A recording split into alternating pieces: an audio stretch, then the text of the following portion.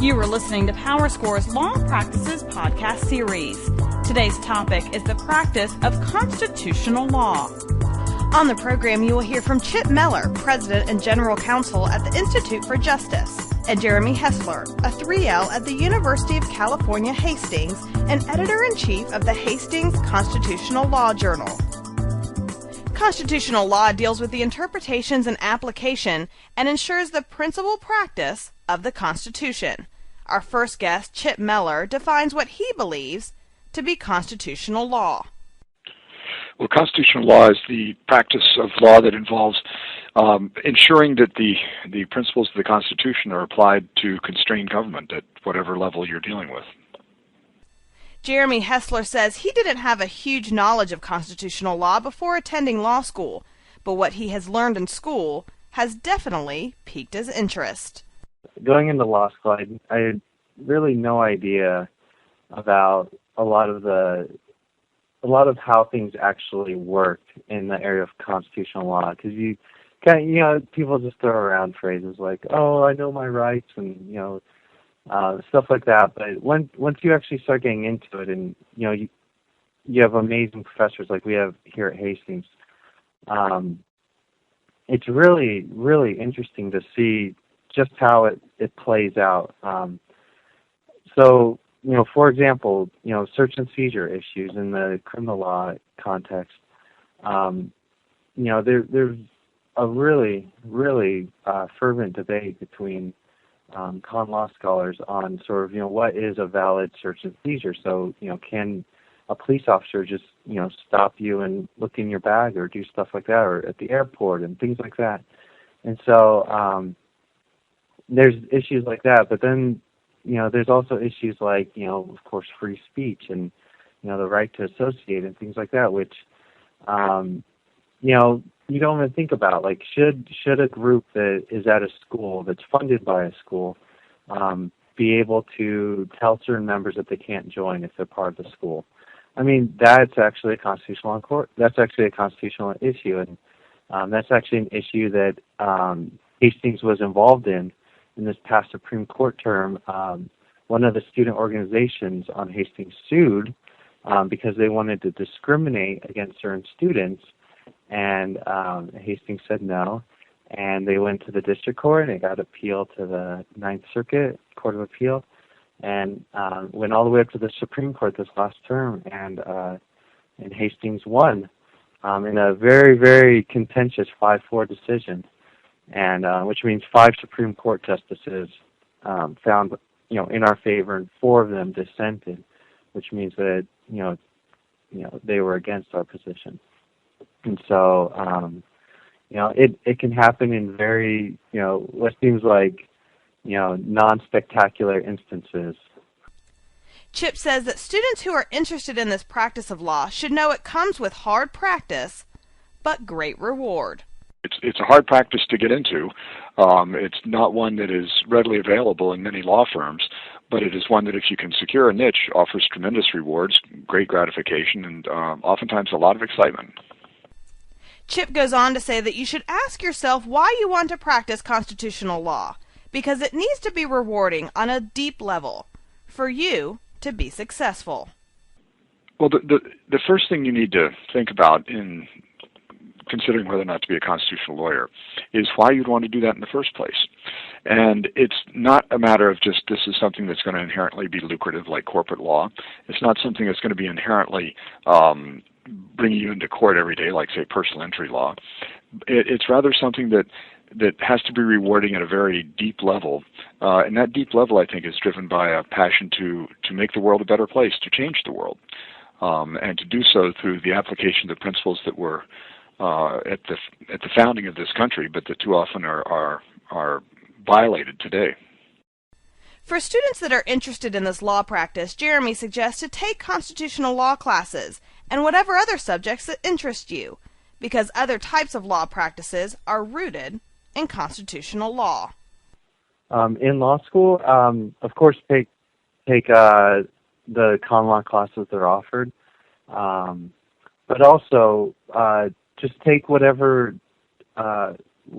interests you.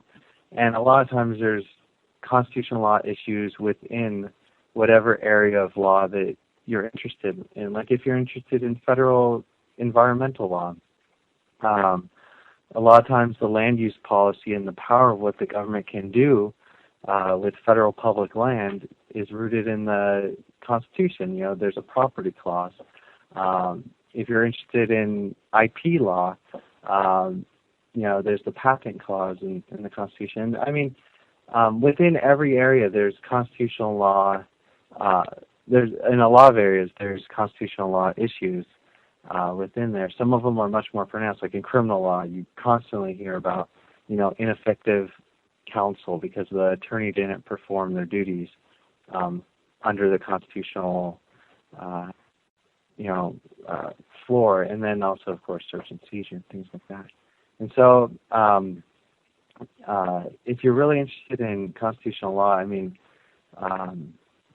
I would say just go for the area of law that you're interested in, and keep your ears and eyes open. And also, of course, while you're in, try to intern with organizations that are constantly on the cutting edge of constitutional law issues, such as the ACLU, the Heritage Foundation, places like that are constantly either representing plaintiffs or defendants in constitutional law cases, or also filing briefs in support in the Supreme Court for one side or the other. And so, I mean, if you get the theoretical basis in your classes, and then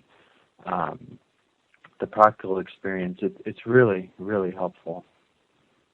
If you decide to become a constitutional lawyer, Chip says you are also becoming a historian and legal strategist. He also reiterates that stakes are high, but so are their rewards. Anytime you're dealing with constitutional law, you're both a historian, a legal strategist, a trial lawyer, an appellate advocate, and you are immersed in the lives of people who are oftentimes desperately in need of your help, for whom your assistance can make the difference between life and death, or imprisonment, or the ability to earn a living, to provide for their families, to own their property, to speak freely, the very fundamental attributes of what this country is all about. And so the stakes are extremely high, which makes the gratification when you succeed also extremely high. Now, Jeremy is getting his constitutional law experience with his law journal at UC Hastings. He says the journal gives you great exposure to great minds in the field. The journal, first of all, you get exposure to some of the greatest minds in constitutional law who publish in our journal, and so you get to read their articles. And of course, we are a working journal, so we edit the articles. We proofread them and things like that. So you get exposure that way, sort of indirectly. But also, as a part of the journal, as part of every journal on the campus, you have to write what we call a note, which is an essay. And you get to pick your own interest, your own topic, in either state constitutional or federal constitution area of law. And we have a really, really great faculty in the area of constitutional law. A lot of them were, law clerks for the Supreme Court, and others of them have just, published, really, really sort of groundbreaking, articles in constitutional law. And so, you get to pick your own. You pair up with one, your favorite constitutional law scholar here at Hastings, and sort of pick out a note topic, and then together, you guys sort of, collaborate, and then you write, your note, and they'll look over it and things like that, and then of course, the best notes we actually publish, and so it's quite an experience. You get to sort of plan your own journey through constitutional law. And for Chip, he does his constitutional law work with the Institute for Justice and explains what exactly the Institute does. The Institute for Justice is a nationwide public interest law firm that protects individuals from government abuse when their most basic liberties have been infringed. Liberties like free speech, property rights, the right to earn an honest living without arbitrary government interference, to educate your children.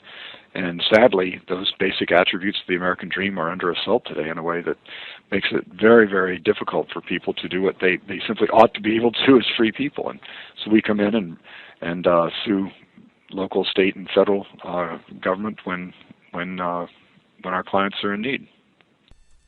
Chip also refers one last word of advice for potential constitutional lawyers. He says to go for it with whole heart and soul.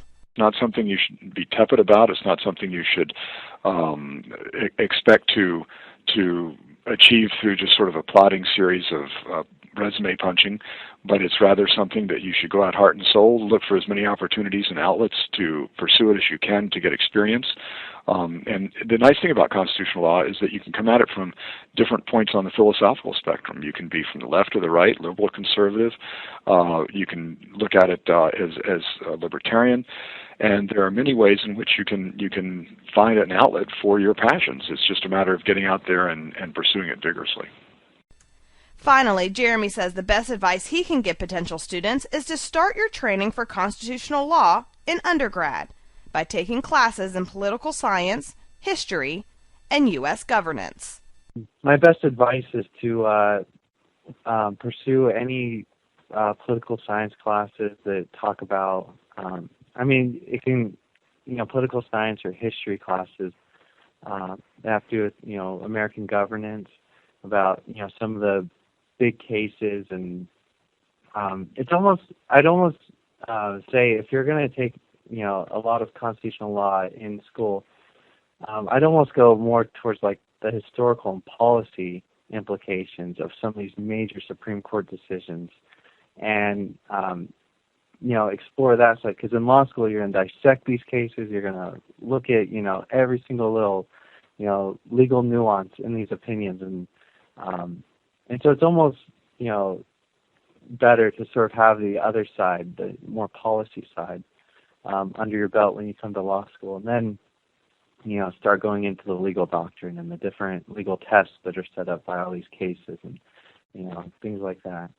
And so and then once you get to law school, like I said, pursue the area of law that, you find really fascinating. But you can take, many different constitutional law classes, and sometimes there's even smaller seminars set up that specialize in like different, cutting edge issues in constitutional law. And so if you're really, fascinated by these issues, you can, especially here at Hastings, you can take, these classes, the seminars, the legal internships, and, of course, be on our journal. And you're going to come out, knowing quite a bit about constitutional law, and you'll be very, marketable to, the employers that deal with common law issues. Thank you for listening to PowerScore's podcast series. If you want more information on PowerScore's podcasts or services, please visit PowerScore.com, or you can call 1-800-545-1750.